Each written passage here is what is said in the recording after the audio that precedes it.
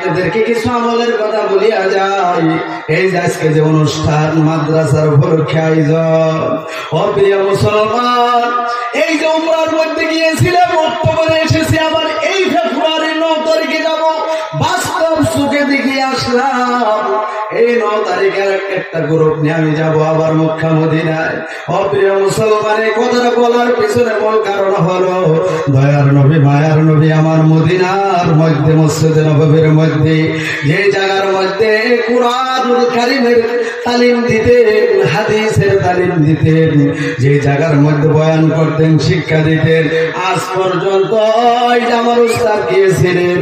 প্রিয় মুসলমান ভাইয়েরা আমার, আমি সরাসরি কিন্তু বয়ানের দিকে চলিয়া গেলাম। এখন পর্যন্ত প্রত্যেক নামাজের পরে পরে দেখবেন উস্তাদরা মসজিদে নববীর মধ্যে বসিয়া গেছে আর সকলে সবক দেওয়া শুরু করছে, পড়া শোনাইতেছে, কোরআনুল কারীমের তেলাওয়াত শোনাইতেছে। একবার জোরে বলবেন না সুবহানাল্লাহ? এইটা শুরু করছিলেন ১৫০০ বছর আগে দয়ার নবী আমার, আজ পর্যন্ত চালু আছে, কিয়ামত পর্যন্ত চালু থাকবে। যেইটাকে বলা হয় আসহাবে সুফফা। জোরে জোরে কাম সুবহানাল্লাহ। ও প্রিয় মুসলমান, গভীর মনোযোগ দিয়ে শুনেন।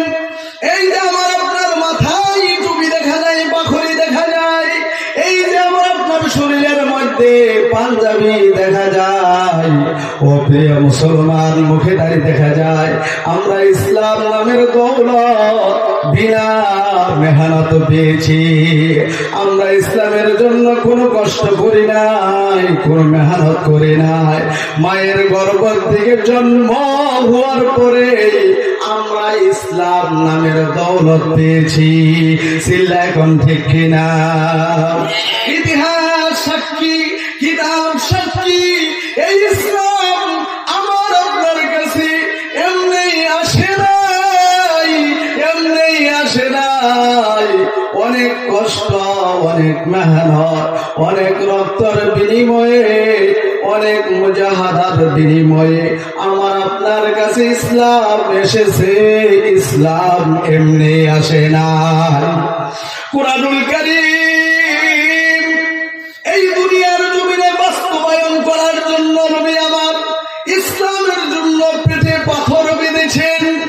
একদিন নয়, 2 দিন নয়, 3 দিন পর্যন্ত পেটে পাথর বেঁধে থেকেছেন। দয়ার নবীজির বাড়িতে একদিন নয়, 2 দিন নয়, 1 মাস পর্যন্ত চুলায় আগুন ধরে না। ও প্রিয় মুসলমান, তাই আপনাদেরকে স্মরণ করা যে ইসলাম আমার আপনার কাছে এমনি আসে নাই, অনেক রক্তের বিনিময়ে ইসলাম এসেছে রে ভাই। আমরা তো ফুকুটিয়া মুসলমান, এই জন্য তো ইসলামের দরদ আমরা বুঝি না।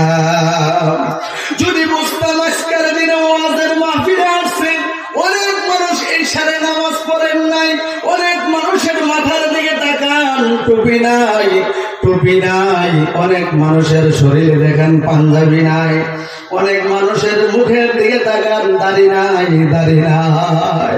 কারণ প্রিয় মুসলমান, নবীজির সুন্নাত, যে নবী আমার আপনার জন্য এত কষ্ট করলো, এত মেহনত করলো, সেই নবীজির আদর্শ আজ আমার আপনার কাছে ভালো লাগে না।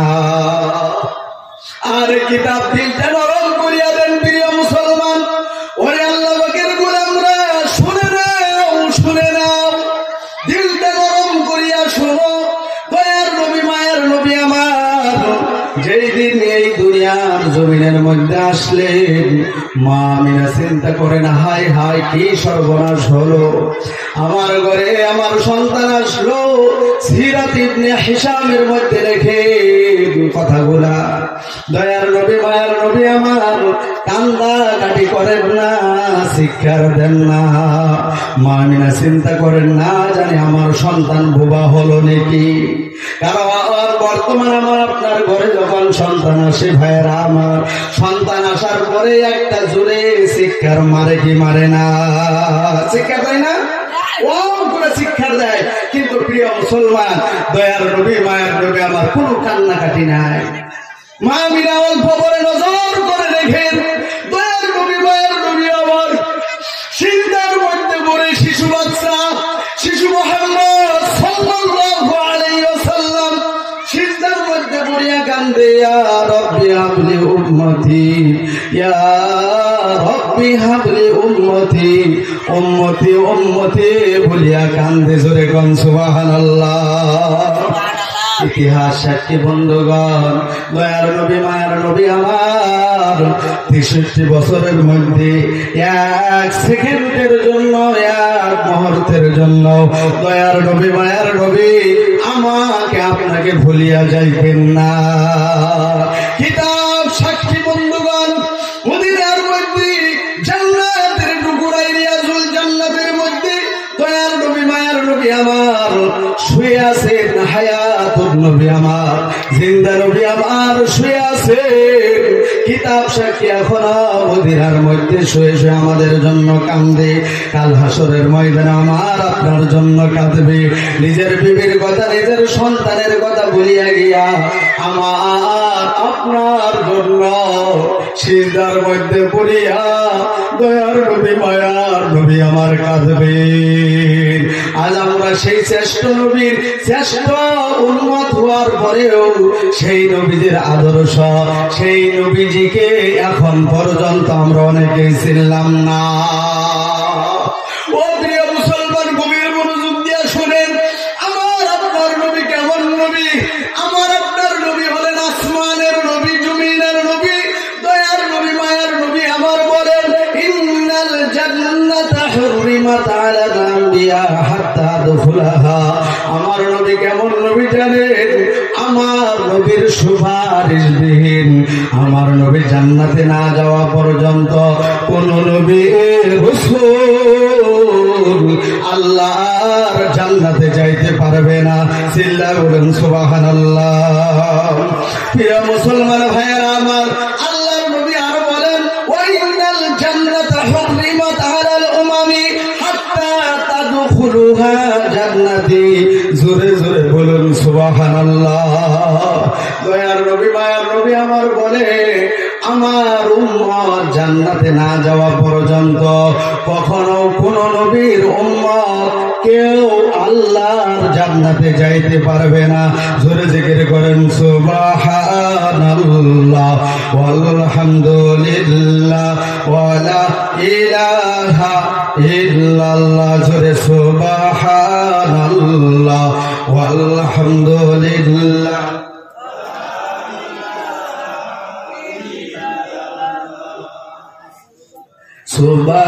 সুবহানাল্লাহ। জিকির করেন।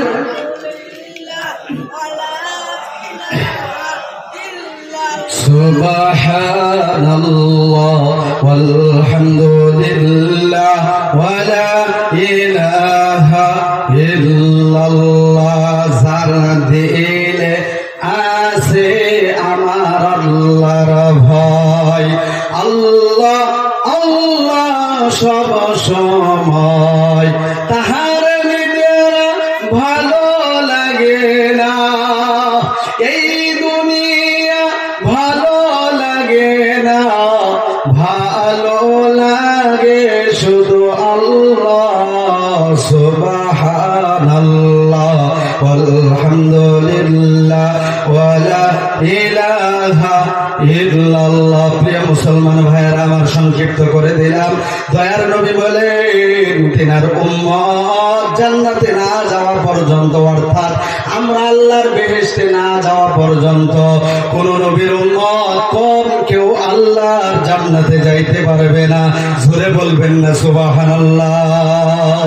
ও প্রিয় মুসলমান, সেই নবীদের আদর্শ কেন আমরা গ্রহণ করব না?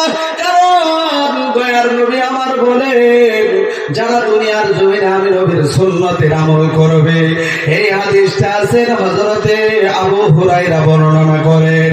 এই হাদিসটা আবু হুরায়রা বর্ণনা করেন।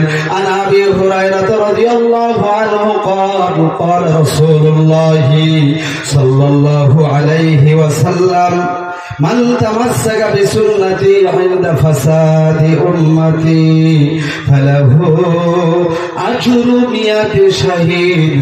জোরে জোরে বলুন সুবহানাল্লাহ। আল্লাহর নবী বলে, আমি নবীর জামানায় যারা ইসলামের জন্য কবুতরের মতন, বকরি ছাগলের মতন যারা জবাই হয়ে গেছে, ইসলামের জন্য জীবন দিয়েছে, আমার শেষ জামানার উম্মতেরা এমন ফিতনা ফাসাদের সময়, যে সময় এক মুসলমান আর একজন মুসলমানকে দেখতে পারবে না, একজন আলিম আর একজন আলিমকে দেখতে পারবে না, একজন দোকানদার আর একজন দোকানদারকে দেখতে পারবে না, একজন হাফিজ সাহেব একজন হাজী সাহেব আর একজন হাফিজ সাহেবকে হাজী সাহেবকে দেখতে পারবে না। ছেলে সন্তানেরা বাবা মাকে ঘাড় ধাক্কা দিয়ে ঘরের থেকে বাহির করিয়া দিবে।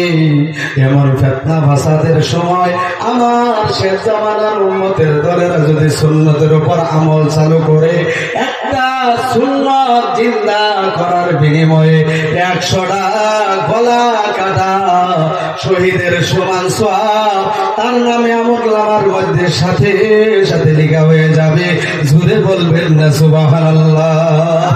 আরে মুসলমান বুঝলাম না, যারা বিবিকে বিধবা বানাইছিল, যারা ছেলে মেয়েকে ইতিম বানাইছিল, তাদেরকে শহীদ বলা হয়।